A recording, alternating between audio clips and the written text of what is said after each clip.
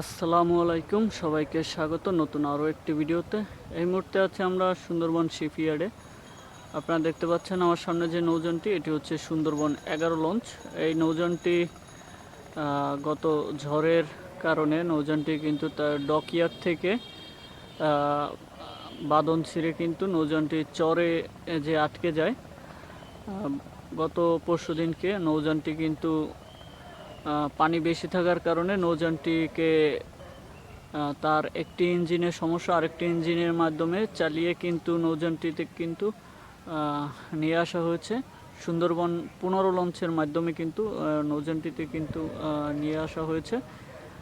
এটি হচ্ছে সুন্দরবন 11 লঞ্চ। দীর্ঘদিন যাবৎ সার্ভিসের বাহিরে রয়েছে নৌযানটি।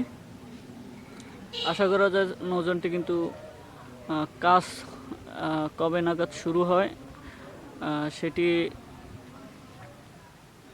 এখনও দোআশা, তবে খুব শীঘ্রই সার্ভিসে যুক্ত হবে সুন্দরবন 11 নতুন ইঞ্জিন নিয়ে কিন্তু কাজ করা হবে নৌযানটির। নৌযানটি ইঞ্জিনের সমস্যার কারণে এতদিন সার্ভিসের বাইরে রয়েছে নৌযানটি।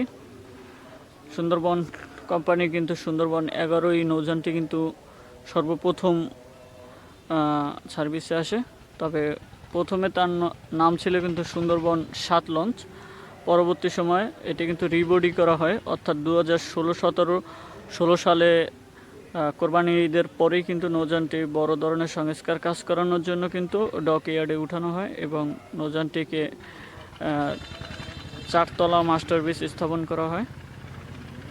এই হচ্ছে সুন্দরবন 11 লঞ্চ। নৌযানটিকে 4তলা মাস্টারপিস স্থাপন করে কিন্তু নৌযানটি কিন্তু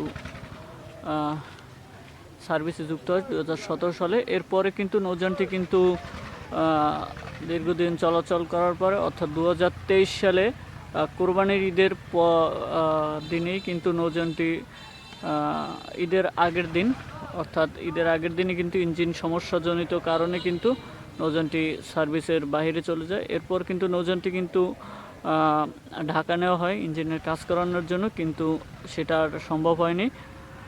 দীর্ঘদিন শ্যামবাজার ঘাটে পড়ে থাকার পরে নৌযানটি কিন্তু বরিশালের নিজস্ব ডকইয়ার্ডে কিন্তু নিয়ে আসা হয় এবং নিয়ে আসে এখানেই রাখা হয়। কিছুদিন আগে ঝড়ের কবলে পড়ে নৌযানটি কিন্তু তার আলত ছিঁড়ে কিন্তু নৌযানটি চরে উঠে যায়। দীর্ঘদিন পরে কিন্তু চর থেকে ছুটিয়ে কিন্তু এখানে নিয়ে আসা হয় নিজস্ব ডকইয়ার্ডে। 11 নৌযানটি কিন্তু বর্তমানে তার নিজস্ব ডকইয়ার্ডে অবস্থান করছে। এ হচ্ছে সুন্দরবন 11 লঞ্চের কিন্তু বডি কন্ডিশন, বাহিরের কন্ডিশন একদমই খারাপ বলতে গেলে, কিন্তু ভিতরের কেবিন কিন্তু এখনও অক্ষত রয়েছে।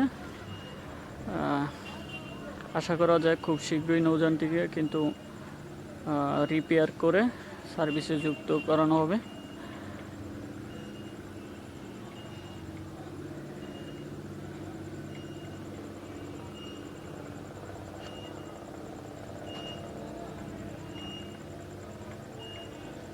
এই হচ্ছে সুন্দরবন 11 লঞ্চের সবশেষ আপডেট। ধন্যবাদ সবাইকে।